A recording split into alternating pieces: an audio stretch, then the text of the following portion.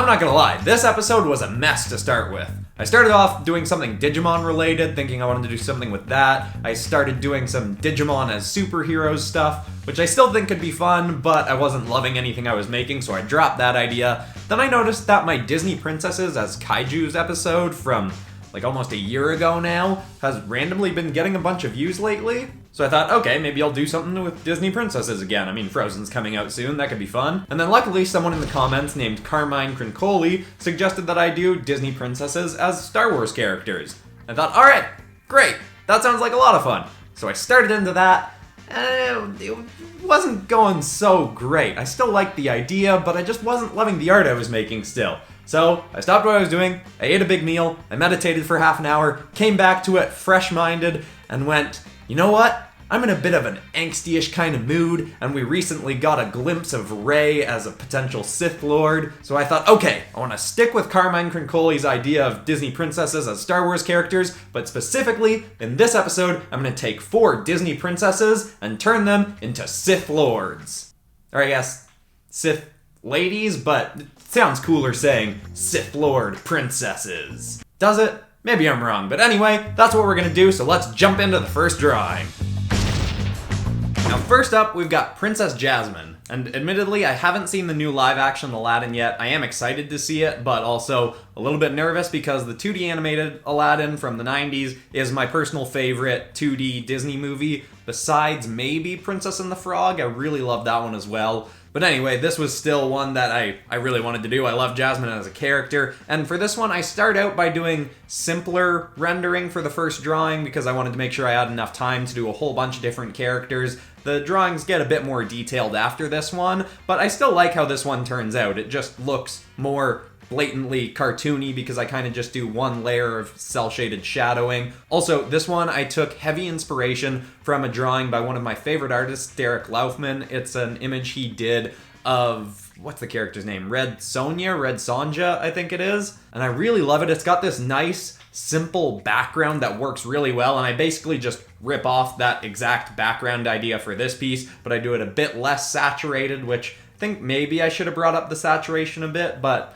either way, maybe I'll do that in post, I don't know. But I also took heavy inspiration for this drawing from Darth Maul, who's aesthetically probably my favorite Sith Lord character. He's really cool looking. I gave her the double lightsaber, made it a little bit longer. I don't really know why I gave her a double lightsaber, besides the fact that I was kind of using Darth Maul as inspiration, and I gave her some of those horns, a bit of his tattooing, but not as extensive as he has. I kept her kind of baggier pants, and I made it a very simple composition looking straight down the middle with some sand dunes sort of spilling up around her, thinking maybe this could be either the location from the Aladdin movie out in the desert, or it could be Jakku or something like that. But anyway, I never really noticed how gigantic Jasmine's hair is. That was kind of fun to draw. It's one of the parts that I like about this the most. I also made her hands kind of weirdly big, but besides that, this was a fun one to start with, more simple looking than the others, but I still think it turned out kind of cool.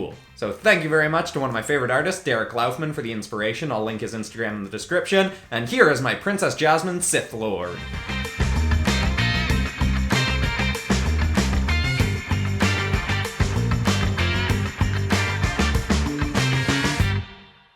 Next up, I'm taking one of my personal favorites and Sithifying them. Moana. Also, there's no more drink in here, I just wanted to use this as a prop. Anyway, let's get into the drawing. Now, I'll try and not spend this whole speed drawing time-lapse part talking about how much I love the movie Moana, but it's seriously not just one of my favorite Disney movies, it's just flat out one of my favorite movies. I mean, I'm a huge musicals fan that I don't talk about that much on this show, but I'm a huge fan of musicals, and the music for Moana was written by Lin-Manuel Miranda, the guy who wrote and created the musical Hamilton, so it's hard to compete with that. I love the music, and I just love the characters as well. Moana is just such a great character herself, and in terms of Moana's design, I just love how she looks like she could take all of the other Disney princesses in a fight. Like, she's got bigger shoulders, she's a little bit stockier, she just looks tougher. I mean, I guess maybe Elsa could take her in a fight because she's got those freezy powers, but even in that first trailer for Frozen 2, we've got Moana beating up Elsa. You can see she's trying to get off that island, and Moana just keeps sending the ocean out to attack her. Be like, no, get back on your island. You can have a sequel after I get a sequel. But yeah, this one, to be honest, is going to end up being the best one because I'm just heavily biased. I love Moana as a character. I thought this one through the most. I guess one downside of this one is it ends up looking the least Star Wars-y, Sith Lord-y of all of them. She kind of looks a little bit more superhero-y, which is kind of where my mind usually goes when I'm designing stuff. But in terms of the rendering and composition, I really, really like how this one turned out. And you can see for the boat thing she's on, I made the sail look a little bit like the sail glider thing from Treasure Planet, which is another Disney movie I'm a big fan of. But anyway, really happy with how this one turned out, even though it's probably the least evil Sith Lord-y looking one. But let's take a look at the final version of Moana as a Sith Lord.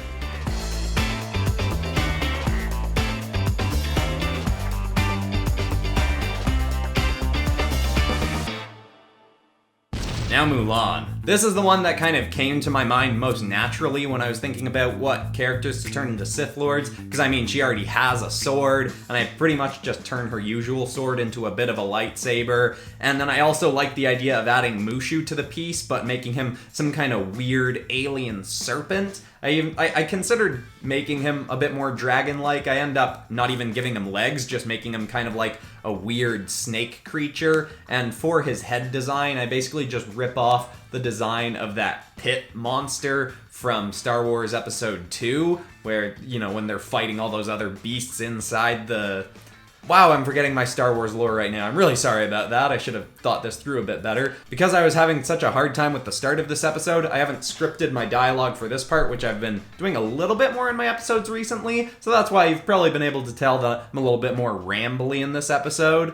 I don't know if that's better or worse. Probably worse, but I mean, I guess you're still watching, so, unless you're not. But if you're not watching, you're not seeing this, so I don't know. Who cares? Anyway, this drawing, I went through phases where I thought it was going really well, and then I wasn't liking how it was going, and I think the composition is the least interesting on this one, because it's kind of just... all of the interesting stuff is just clustered into one spot. We've got Mushu's weird alien head right next to Mulan, holding out in that cool pose that she does in the movie at one point, the animated movie. So I like her pose enough, but I think the composition could have been more interesting. Also, I totally forgot before starting this episode that we're getting a live-action Mulan movie soon. I mean, admittedly, I'm a little bit disappointed that A, apparently it's not a musical, and B, Mushu's not going to be in it. But I do have faith that they could do something interesting with it, deviating a bunch from the animated stuff. I think I actually kind of prefer when they deviate more, because it just gives us something a little bit different. Boy, this one was rambly. Sorry about that. Let's take a look at how the Mulan Sith Lord turned out.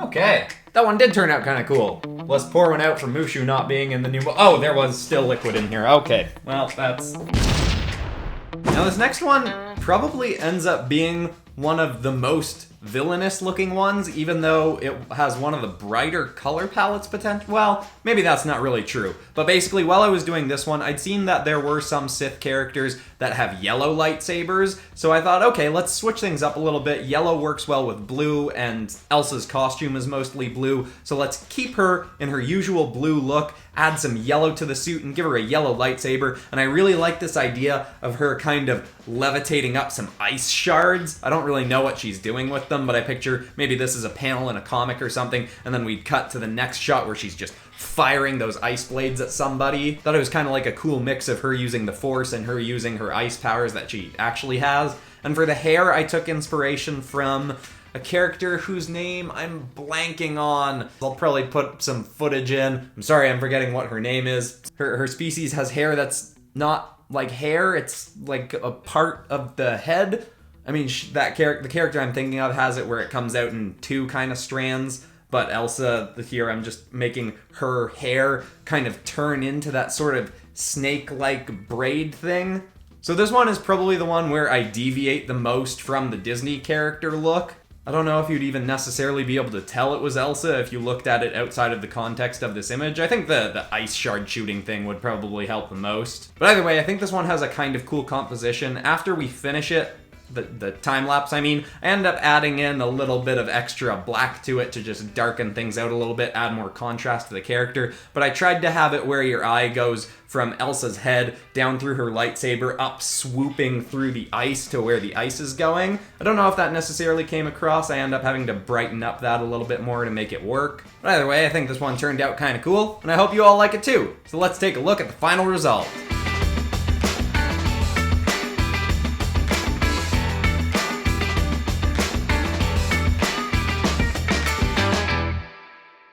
Oh yeah.